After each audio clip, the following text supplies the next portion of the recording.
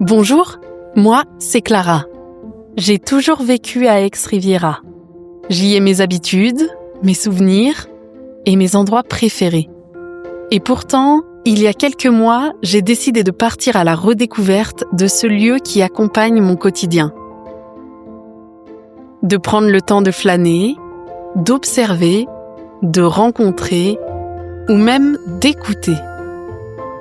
Et c'est fou tout ce que l'on rate quand on ne prend plus le temps de s'émerveiller. Bienvenue dans le Tour de chez moi, un podcast dans lequel je vous emmène pas à pas dans ma redécouverte de ce territoire que je croyais connaître, mais qui ne cesse de me surprendre. Ce matin, je suis dans le centre-ville d'Aix-les-Bains. Il est encore tôt et la ville est calme. On entend quelque part résonner sur les pavés les chaises de terrasse qui s'installent et les étals du marché qui se déploient. J'ai vraiment envie de profiter de la ville autrement, loin du tumulte de la saison d'été ou des cures thermales. Dans une ville plus intime, plus locale, qui attire toute l'année pour sa qualité de vie, sa taille humaine et sa convivialité. Et si dans le fond c'était ça le vrai visage d'Aix-les-Bains ? Après quelques courses au marché, je vais boire un café au Campa avec mon amie Laure. Elle connaît cette ville par cœur, beaucoup plus que moi finalement. Ce qu'elle donne à voir et ce qu'elle cache. Je lui demande comment elle perçoit Aix hors saison. Ce qu'elle aime retrouver quand tout ralentit. Alors Laure, toi qui es native d'Aix-les-Bains, comment tu la décrirais cette ville ? Alors moi, je suis d'abord très fière de mon territoire et de ma ville, puisque j'habite le centre-ville d'Aix-les-Bains. Parce que pour moi, je la vois vraiment comme un petit écrin naturel, préservé, avec une activité toute l'année. C'est ça qui est chouette, c'est qu'on a aussi plein d'activités touristiques qui nous permettent d'avoir une vie tout au long de l'année. Et j'aime bien ce côté justement nature, avec des espaces où on peut se promener, se balader avec les enfants. Tout proche, il y a aussi beaucoup la dimension humaine, le lien qu'on peut créer entre habitants, avec les commerçants et avec également nos touristes et curistes. Et puis ce côté proximité, qui me plaît, tout faire à pied. Alors moi, j'ai la chance d'habiter un tout petit peu plus bas que la rue de Chambéry. C'est une rue qui est très commerçante, avec vraiment des beaux commerces de qualité, notamment des commerces de bouche qui proposent des produits locaux. Et je trouve qu'on a cette richesse-là. Moi, j'aime bien et je peux tout faire à pied, donc c'est vraiment agréable. Et je sais que tu adores te promener. Où est-ce que tu aimes aller en particulier ? Alors effectivement, moi j'adore me promener avec mes enfants. Ma petite pépite, c'est le Bois Vidal, qui se trouve juste au-dessus du centre-ville, qui est vraiment un espace pour moi de liberté, où chacun peut venir se ressourcer. Alors moi j'ai plein de souvenirs quand j'étais enceinte de ma fille, parce que j'ai beaucoup traîné mes baskets là-bas pendant ma grossesse. J'allais me promener tout le temps, et puis comme j'adore les animaux, eh bien je rencontrais beaucoup d'habitants et de personnes également en séjour, curistes ou touristes, qui viennent promener leurs chiens sur le Bois Vidal. Il y a aussi un espace jeu avec les enfants. Et moi, j'aime beaucoup ce Bois Vidal parce qu'il est facilement accessible. Et puis, ce côté nature, on peut aussi croiser des petits écureuils. Et moi, je crée beaucoup de contacts avec des promeneurs qui viennent un peu à la rencontre, qui cherchent aussi le contact. Et ça, je trouve que c'est super. Après, on a la forêt de Corsuet aussi, une belle forêt à 2 pas du centre-ville. Et puis moi, comme ma maman habite au bord du lac, j'aime bien aussi le jardin vagabond, qui là aussi offre un espace de balade convivial. Et puis, il est laissé en liberté au niveau des espèces de plantes qui peuvent y pousser. Et ça, je trouve ça super chouette pour le côté aussi un peu pédagogique. Plein de lieux à découvrir et à redécouvrir du coup. Et hormis les balades, est-ce que tu as des endroits fétiches ici ? Oui, moi ce que j'aime bien faire, c'est prendre un petit goûter avec ma fille dans des petits salons de thé. Alors on a la chance sur Aix d'avoir quelques salons de thé très sympas, parents-enfants, avec des espaces de jeux. Notamment, il y en a un qui est juste un tout petit peu plus bas que la rue de Chambéry en parallèle, qui permet de jouer, où on peut rencontrer là aussi à la fois des papis, des mamies qui viennent jouer avec d'autres enfants, des ateliers créatifs. Il y a également place du marché, un nouveau petit salon de thé qui s'est ouvert, qui fait des trompe-l'œil. Donc ça plaît beaucoup aux jeunes parce que c'est très tendance. Et puis, on a aussi un petit café girly en plein centre-ville qui est très chouette. Donc voilà, tous ces petits endroits de rencontre, on peut rencontrer d'autres mamans, les enfants se retrouvent. Bien sûr, le marché le samedi matin. Dès que j'ai le temps, j'y vais, surtout pour rencontrer les producteurs locaux. Avec bien sûr le café du marché où là tu es sûr d'avoir un panel d'Aixois connus. Voilà, sur place au café du marché le samedi matin, c'est le coin de rencontre des Aixois. Je sais que tu es très fière de ta ville. Qu'est-ce qui te rend le plus fière d'être une habitante et une native d'ici ? Effectivement, je suis très fière de ma ville parce que je trouve qu'elle évolue bien. Elle garde ce côté préservé, je disais, aussi patrimoine. C'est vrai qu'on a la chance d'avoir des bâtiments assez extraordinaires de la belle époque, toute une histoire, c'est ça que j'aime bien aussi. Et à la fois, le côté moderne, actuel, des lieux de rencontre, des commerces, et puis ce côté lien qui, pour moi, est très important, qu'on peut faire encore facilement, je trouve, sur Aix. Parce que c'est vrai que souvent, on dit que les Savoyards sont pas très ouverts. Et pour le coup, nous, sur Aix-les-Bains, je trouve que ça se ressent pas vraiment. Alors peut-être aussi parce qu'on a toujours eu cette culture du vacancier et du curiste, puisqu'on a vraiment cette culture des curistes. D'ailleurs, on les voit toute l'année avec leurs petits sacs bleus. Là, ils sont reconnaissables en centre-ville et ça teinte aussi la ville et ça fait partie du paysage. Et finalement, voilà, c'est tout cet environnement qui fait qu'on se sent en sécurité, on se sent bien, tout près de la nature, tout en n'étant pas forcément isolé et complètement déconnecté de la modernité. Quel conseil donnerais-tu à un promeneur curieux qui voudrait découvrir notre ville ? Alors, je lui conseillerais de se promener à pied dans toutes nos petites rues piétonnes du centre-ville. On a des jolies rues piétonnes pavées. De lever les yeux parce qu'on a plein d'éléments du décor 19e, belle époque, sur des bâtiments. Et d'admirer vraiment tous ces parcs aussi, de se promener également, j'en parlais au niveau du Bois Vidal pour faire des rencontres, parce que là les gens sont ouverts à la discussion. Également, il y a le parc qui est au niveau de l'avenue Charles de Gaulle, dans lequel il y a le jardin japonais qui fait aussi partie de notre histoire, qui est très joli à visiter, et d'observer tous ces éléments du patrimoine, de notre histoire, de notre culture des eaux, puisque on a vraiment la culture de l'eau, au niveau aussi du centre-ville avec l'arc de Campanus. Voilà, ça se ressent et d'apprécier en fait tout ce paysage. Mais je pense qu'à pied, il y a beaucoup de choses à faire déjà sur le centre-ville. Est-ce que tu aurais une anecdote en particulier sur un bâtiment ? Écoute, il y a quelque chose qui me vient, parce que tu sais que nous, on a tous les anciens palaces aussi, très beaux à visiter, mais j'ai notamment une anecdote sur l'Hôtel des Eaux, puisque en fait, l'Hôtel des Eaux était avant une école de filles qui était dirigée par des bonnes sœurs et qui s'appelait l'école Jeanne d'Arc. J'ai toujours ça en tête parce que ma maman allait à l'école Jeanne d'Arc, donc qui maintenant est devenue l'Hôtel des Eaux, qui est vraiment un bâtiment qui a une âme et pour le coup également là, qui est marqué d'une histoire. Et d'ailleurs, je te conseille d'aller rencontrer Nicolas Albert, qui maintenant est le propriétaire, qui a repris l'établissement après ses parents, qui ont été très investis au niveau de la vie locale. Donc là aussi, il y a quelque chose aussi au niveau générationnel qui se transmet. On le retrouve beaucoup, ça, sur la ville. Des commerçants qui sont là depuis 2-3 générations. Il y avait beaucoup de grosses familles, les enfants sont partis faire leurs études et reviennent s'installer sur le territoire, ce qui montre qu'effectivement la qualité de vie est quand même assez exceptionnelle. Donc ça, c'est remarquable chez nous. Après ce bon moment avec Laure, je vais aller découvrir ce fameux Hôtel des Eaux. J'y suis jamais allée alors qu'il semble être une institution aixoise avec ses milliers de curistes accueillis chaque année. Je pousse la porte de l'hôtel et je devine déjà cette histoire incroyable. Un ancien pensionnat de jeunes filles, complètement remodernisé pour devenir l'hôtel qu'on connaît aujourd'hui. Il garde cette atmosphère feutrée et l'élégance de son style belle époque. J'y retrouve Nicolas Albert, directeur de l'hôtel, qui le fait vivre aujourd'hui en famille, entre héritage et renouveau. Bonjour Nicolas. Alors dans un premier temps, est-ce que vous pouvez me raconter l'histoire de votre hôtel ? Alors l'hôtel est né en 1984. Ce sont mes parents qui l'ont acheté à des sœurs. Et c'est ce jour-là que l'histoire de l'hôtel a démarré. Le bâtiment, lui, est beaucoup plus vieux. Il date de 1892. Il a été construit en même temps que l'église et destiné à accueillir des religieuses.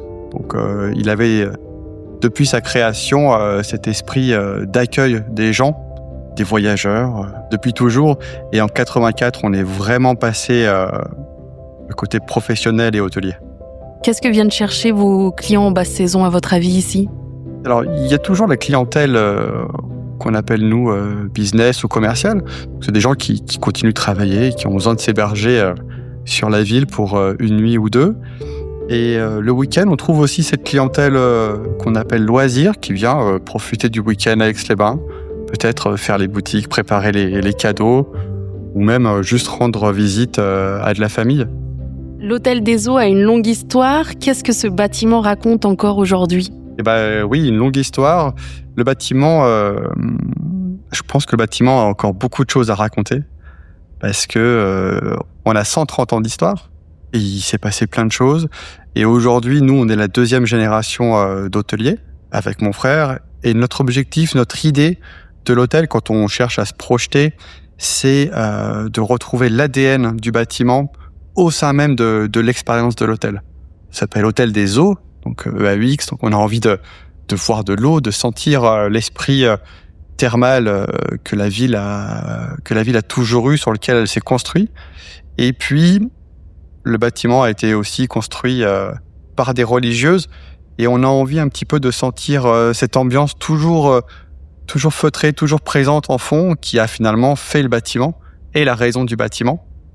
Tout ça dans un contexte Belle Époque, fin 19e. Donc voilà, on redécouvre un petit peu ça et on le met en avant comme notre signature, comme notre ADN. Et ça se concrétise comment dans les lieux, pour les gens qui écoutent et qui n'ont jamais vu votre hôtel ? Ça se concrétise de façon très simple. On a démarré des travaux fin 2024, qu'on a fini début 2025. D'ailleurs, pendant cette période un peu plus creuse. Et les consignes qu'on a données à l'architecte qui a travaillé sur le projet, c'était de retrouver ces deux codes, l'eau et l'ADN du bâtiment dans la déco. Donc on retrouve par exemple de la mosaïque dans l'entrée, des matières nobles comme du bois massif, du marbre, la couleur bleue bien sûr. Dans la salle de restaurant, on a fait une moquette bleue avec un motif vague pour rappeler l'eau. Il y a aussi des hérons qui sont en tapisserie dans la salle de restaurant. Voilà, c'est des petits détails, des petits clins d'œil qui permettent d'avoir plusieurs niveaux de lecture dans la déco et surtout de créer un ensemble qui va créer cette atmosphère et cette expérience qu'on recherche. Comment vous faites vivre cet héritage ? Parce que c'est une histoire d'héritage, cet hôtel, sans rester figé dans le passé. C'est vrai que c'est un héritage. Et forcément, quand on pense à l'héritage, on pense au passé. Mais nous, on s'inscrit vraiment dans un nouvel élan qu'on cherche à mettre. On est au début de notre carrière, on est au début de notre passage dans l'hôtel finalement. Et voilà, on a une vision peut-être différente, ou du moins plus en raccord avec le temps d'aujourd'hui. Et nous, ce qu'on cherche, c'est de faire évoluer l'hôtel comme il le fait finalement depuis toujours, en suivant peut-être les besoins, les modes, les envies, tout ce qui fait que le monde change. Et on essaye de suivre, mais tout en restant quand même ancré dans les origines et dans l'histoire du bâtiment. Parce que nous, en centre-ville, il y a encore beaucoup d'hôtels, mais on est l'un des rares hôtels à avoir une histoire et on ne veut pas du tout l'effacer, bien au contraire. Maintenant, en parlant d'Aix-les-Bains, si vous deviez faire découvrir Aix-les-Bains en dehors des grands temps forts, qu'est-ce que vous proposeriez ? Quand on a des clients comme ça qui arrivent à l'hôtel et qui viennent à la réception en disant « Tiens, je connais pas la ville, je suis là pour 2 jours, qu'est-ce que je peux faire ?» Et nous, la première chose qu'on leur dit, c'est laissez la voiture à l'hôtel, sortez à pied, les rues piétonnes sont juste là, et allez découvrir ce centre-ville. Allez vous balader, place Carnot, rue de Genève, rue de Chambéry, avec ses commerces. Faites un passage au casino, c'est un des bâtiments, c'est le cœur d'Aix-les-Bains, mais le poumon d'Aix-les-Bains. Et puis flânez dans les petites rues. Profitez, regardez, parce que on l'oublie peut-être un peu, mais il y a un patrimoine architectural qui est vraiment particulier et même presque unique à nos villes. Et je pense que on lève plus assez la tête. Et juste regardez, profitez. Et pour une ville de petite taille, je trouve que c'est une ville qui a beaucoup de choses à proposer. Et vous, est-ce qu'il y a un lieu qui vous ressource en particulier, et notamment quand la ville devient plus silencieuse, comme les moments où elle est en basse saison, justement ? J'ai bien un lieu en tête. Moi, j'ai 2 enfants et quand je vais les promener, hop, je prends ma petite poussette, je me balade. Et aussi bien l'été que l'hiver, on va dans le parc de verdure. C'est un parc qui est en plein centre de la ville, qui est accessible à pied par plusieurs côtés. On peut aussi bien y écouter la musique quand la ville propose des animations ou juste contempler les parterres de fleurs qui sont incroyables. Surtout, c'est piéton. Donc, en plein centre, quand on peut juste se poser et pas avoir les klaxons et faire attention quand on traverse, c'est quand même plutôt bien. Et c'est très familial. C'est vraiment l'endroit où les Aixois aiment se poser, se reposer. L'été, bien évidemment, c'est superbe, c'est fleuri. Il y a des platanes magnifiques. Il y a une très belle fontaine. Et l'hiver, c'est différent. Il y a moins de monde. Il y a peut-être plus de silence. On ressent des choses différentes. Et j'aime toujours me balader, faire mon petit tour, m'arrêter au parc de jeux, puis rentrer. Ça me ressource et pour y aller quasiment toutes les semaines, j'en suis pas encore lassé. Et quel lien faites-vous entre bien-être, ville, histoire et tourisme durable aujourd'hui ? Le lien que je fais entre bien-être et tourisme et la ville, il est assez logique, c'est le thermalisme. La ville s'appelle Aix-les-Bains. C'est vraiment construit pour ça et par ça.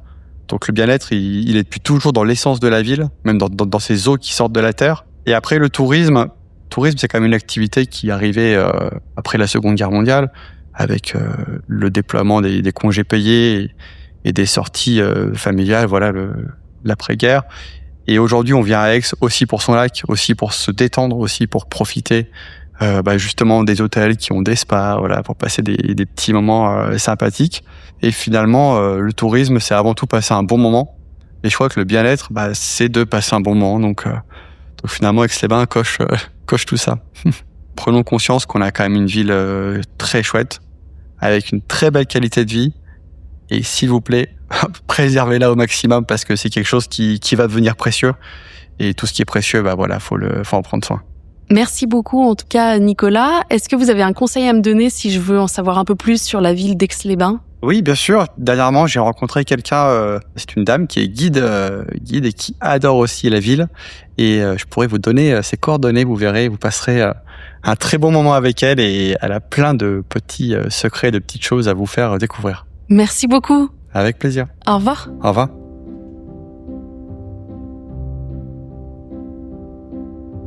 C'était un échange captivant et c'est une très bonne idée de faire une visite guidée. Je me rends compte qu'il y a encore beaucoup de choses que je ne connais pas sur ma ville. J'ai suivi les conseils de Nicolas et j'ai donc pris rendez-vous avec Marion, guide conférencière depuis des années à Aix-les-Bains. Nous avons rendez-vous près du Casino, un monument emblématique de notre ville. Je sens que ça va être passionnant d'en savoir plus sur les palaces, les saisons mondaines, mais aussi sur les évolutions, car je sais qu'Aix n'a cessé de se transformer. Bonjour Marion. Bonjour. Alors on se retrouve devant le Casino, qui est un endroit extraordinaire que je fais souvent visiter à mes invités. Je vois des belles colonnes, une écriture dorée, des arbres sur le toit. Est-ce que vous pouvez m'en dire un peu plus pour commencer sur ce lieu emblématique ? Le Casino, c'est un bâtiment qui est très emblématique de la ville, déjà parce qu'il a traversé toute son histoire depuis la période mondaine, parce qu'il a été construit en 1849, et il est encore ouvert aujourd'hui, donc c'est vraiment un bâtiment qui a traversé les époques, et qui a vu sûrement beaucoup de choses et entendu beaucoup de choses. Il représente vraiment la belle époque qui était la grande période d'Aix-les-Bains, la période où Aix-les-Bains était très connu, où c'était une vraie ville mondaine, on venait ici en vacances. Et on venait notamment, pour certains, pour faire des cures thermales. Et donc, ces baigneurs qui venaient pour faire des cures, on les appelait les baigneurs, eh bien, ils faisaient des soins uniquement le matin, comme on en fait encore aujourd'hui. Et donc, puisqu'ils en faisaient que le matin, les Aixois ont voulu trouver de quoi les occuper. Et donc, ils ont créé un premier casino qui était au sein de l'hôtel de ville. Et puis, 25 ans plus tard, ils ont souhaité se faire construire leur propre bâtiment. Et donc, ils ont fait construire le Casino Grand Cercle en 1849. Et à l'intérieur de ce Casino Grand Cercle, on pouvait retrouver différentes salles de lecture, salons de lecture, théâtre et surtout une salle de bal qui permettait à tout le monde de se rencontrer. Et d'après vous, à part le casino, quels sont les lieux d'Aix-les-Bains qui portent le mieux son histoire ? Je pense que on a toute une partie sur les Romains. Donc c'est vrai que pour porter l'histoire romaine, ce sont quand même les anciens thermes qui sont pas visibles aujourd'hui ou le musée archéologique. Et on peut voir aussi pour les plus curieux l'arc de Campanus qui est sur la place de l'Hôtel de Ville, sur la place Maurice Mollard. Et ensuite, les bâtiments qui portent le plus les traces de l'histoire, ce sont tous les bâtiments de la période de la Belle Époque. Et donc, on a pas mal d'anciens hôtels de luxe qui ont été construits à peu près en même temps que le casino, autour des années 1850. Donc, il y a le Grand Hôtel, on peut avoir aussi l'Astoria, le Bernascon, et on a nos palaces. Palace le Splendide, l'Excelsior. Tous, aujourd'hui, sont fermés. Et donc, il faut accompagner et suivre les guides pour pouvoir entrer dans ces bâtiments. Comment la ville a-t-elle évolué depuis l'époque des palaces ? Il y a eu une très grosse période, donc la période de la Belle Époque, donc on est entre 1870 et 1914. La ville a pas beaucoup souffert de la Première Guerre mondiale, c'est reparti dans les années folles. On reprend la fête, les bals, les personnes reviennent en cure, reviennent participer à cette vie mondaine.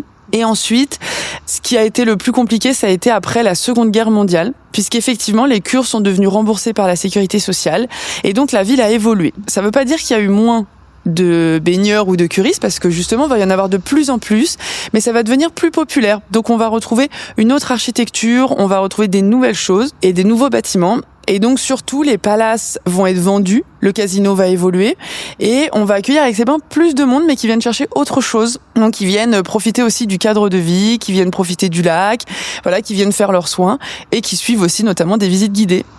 Et justement, si je me promène dans la ville à vos côtés lors d'une visite, quelle façade, quel détail ou bâtiment nous raconte quelque chose ? À Aix-les-Bains, il faut bien ouvrir les yeux. Une fois qu'on a un petit peu compris l'histoire et qu'on ouvre les yeux, on comprend mieux ce qu'il a pu se passer. Puisqu'en fait, Aix-les-Bains était une ville où il fallait être à la mode, où il y avait des personnes très connues qui venaient. Donc nous, on parle de têtes couronnées, des rois, des reines, des princes, des princesses. Et donc, il fallait être à la mode pour faire venir ces personnes. Donc, sur chaque bâtiment et chaque façade, il y a toute l'histoire du bâtiment. Donc souvent, il y a la période de construction qui est assez classique, dans les années 1850 à 1880. Et ensuite, les bâtiments vont évoluer avec le temps. Et donc, on va trouver des éléments art nouveau à la période de 1900, puis des éléments art déco qui marquent aussi. Je trouve qu'on retrouve beaucoup l'art déco, moi, que je trouve très emblématique de la ville et qui était vraiment un courant artistique de mode. Il y avait la très belle façade des thermes Pétriaux. Et on peut retrouver aussi quelques éléments art déco dans le parc thermal. Donc le parc est juste à côté de l'hôtel de ville. Et là, on retrouve pas mal d'éléments comme la pergola, le restaurant de la Rotonde, etc. qui nous donnent vraiment une image de cette ville qui était très à la mode jusque dans les années 1940. Alors on m'a parlé aussi du golfe d'Aix-les-Bains. En quoi, selon vous, est-il emblématique de l'histoire de la ville ? Alors le golfe, il est assez emblématique et assez important puisqu'il représente la venue des Anglais. Les Anglais avaient pour habitude de venir à Aix-les-Bains puisqu'ils avaient l'habitude de faire ce qu'on appelle le grand tour, d'aller jusqu'en Italie et donc ils passaient par les Alpes. Et puis petit à petit, ils se sont arrêtés à Aix-les-Bains, ils sont restés. Et donc on estime à plus de 10 000 Anglais qui sont venus pendant la Belle Époque. Et ces Anglais, c'était le peuple le plus prestigieux d'Europe, avec le plus grand empire. Et donc, ils ont amené leur sport avec eux. Donc, il y avait l'aviron, la voile, mais aussi le golf. Et donc, pour pouvoir accueillir cette clientèle de prestige, il a fallu construire un golf à la fin du 19e siècle pour pouvoir aussi, comme on le disait tout à l'heure, occuper les baigneurs. Et surtout, ça c'est très important, pour qu'ils puissent se retrouver, pour qu'ils puissent créer des relations et que ça leur donne envie de revenir à Aix-les-Bains. Donc, c'est aussi pour ça que le sport et les activités étaient très importantes ici. Et le lien aussi, du coup. Et le lien, effectivement, pour pouvoir se rencontrer, se voir. Et puis quand on se voit au golf, après on se revoit au bal, etc. Donc c'est assez important. Est-ce que la basse saison vous semble un moment plus propice à ressentir cette ville d'Aix-les-Bains ? Aix-les-Bains, c'est une ville qui vit toute l'année, moi je pense. Et surtout, on la découvre pas de la même manière. Déjà parce que le paysage évolue, les couleurs évoluent. Et surtout, quand c'est plus calme, ça permet de vraiment prendre l'ambiance de la ville, de ce qui pouvait y avoir. On peut découvrir le patrimoine en étant plus au calme, plus seul, et donc avoir cette chance de découvrir aussi cette ville qui par sa tranquillité attirait les personnes, puisque on venait aussi dans les Alpes pour prendre le bon air des Alpes, donc c'était assez important. Et je trouve qu'ici on le prend vraiment à la basse saison. Vous avez l'air absolument passionné par ce territoire. Pourquoi est-il important, à votre avis, de transmettre ce patrimoine aux habitants comme aux visiteurs ? C'est important de transmettre justement ce passé pour que les personnes apprécient la ville telle qu'elle est, pour comprendre le lien entre le paysage, les Alpes, et aussi ce qui se passait vraiment en ville et dans la ville. Est-ce que vous avez une anecdote ou une histoire marquante liée à un lieu emblématique d'Aix-les-Bains ? La première auquel je pense, alors qui est assez connue mais qu'on ne se lasse jamais de raconter, c'est celle de John Pierpont Morgan, donc J.P. Morgan, qui a été un grand banquier, qui a fait fortune aux États-Unis et donc qui a été en partie propriétaire d'une compagnie maritime et donc la compagnie du Titanic. Il a été invité au voyage inaugural du Titanic mais il n'a pas souhaité y aller. Grand bien lui en a pris. En 1912, il a préféré venir à Aix-les-Bains pour fêter son anniversaire. Et donc, il avait pour habitude de prendre une chambre pour sa femme au Grand Hôtel, qui est en ville, et une chambre pour sa maîtresse au Splendide, qui est un palace sur les coteaux. Lorsque le Titanic fait naufrage, puisqu'il est actionnaire de la société, on l'appelle en pleine nuit pour lui annoncer le naufrage, mais malheureusement, il est avec sa maîtresse et il ne peut pas être vu avec elle. Donc, il va demander à ce qu'on le rappelle quelques minutes plus tard au Grand Hôtel, où il a sa chambre officielle, pour qu'il puisse décrocher le téléphone et être pris en photo au Grand Hôtel. Celle-là, elle est bien, on la raconte quand même souvent. Il y en a une autre. C'est celle de l'empereur du Brésil qui est venu ici à Aix-les-Bains. Il est venu à la fin du 19e siècle. Il arrive sur Civière parce qu'il est très malade. Donc lui, il vient vraiment pour se soigner. Il a une chambre au Splendide et quand il vient, il le monte sur Civière. Il fait 4 semaines de cure à Aix-les-Bains et il repart sur ses 2 jambes. Donc on peut dire que les eaux étaient quand même assez miraculeuses à l'époque. Est-ce que c'était les eaux ou est-ce que c'était le fait de faire la fête ? On ne saura jamais. Et est-ce qu'elles le sont toujours aussi miraculeuses ? Eh ben oui, je pense, parce que effectivement tout le monde vient pour ça et elles sont toujours aussi miraculeuses. Et en tout cas, elles font aujourd'hui ce qu'est la ville d'Aix-les-Bains. Et pour vous, qu'est-ce qu'on perçoit d'Aix-les-Bains quand on la traverse lentement hors des circuits balisés ? Quand on marche et qu'on se promène tranquillement, je pense qu'on observe aussi la sérénité des personnes qui vivent ici et qui vivent dans un cadre de vie qui est à la fois très beau par le paysage, mais aussi très agréable. C'est une ville où il fait bon vivre, où on est bien. Et justement, le fait qu'il y ait tout ce passé autour de nous, je trouve que ça, je pense que les visiteurs l'entendent quand ils se promènent. La nuit commence à tomber et je crois qu'il est temps de rentrer. Cette journée a été captivante et ma ville m'a offert un nouveau regard. J'ai croisé des voix, des mémoires, des gestes et des habitudes qui racontent une Aix-les-Bains plus discrète et plus locale.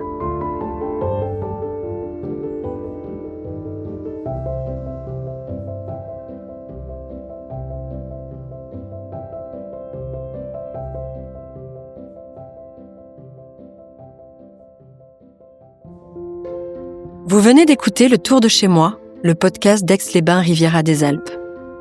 Une série imaginée pour explorer notre territoire autrement, à travers les voix de celles et ceux qui l'habitent, les sons qui le font vibrer et les lieux qui révèlent l'essentiel. À chaque épisode, Clara vous invite à ralentir, ressentir, observer. Et peut-être à redécouvrir ce qui a du sens. Cet épisode a été réalisé par l'agence Le Marois et la musique composée par Charles Regnault. N'hésitez pas à le partager et à mettre 5 étoiles sur votre plateforme d'écoute préférée.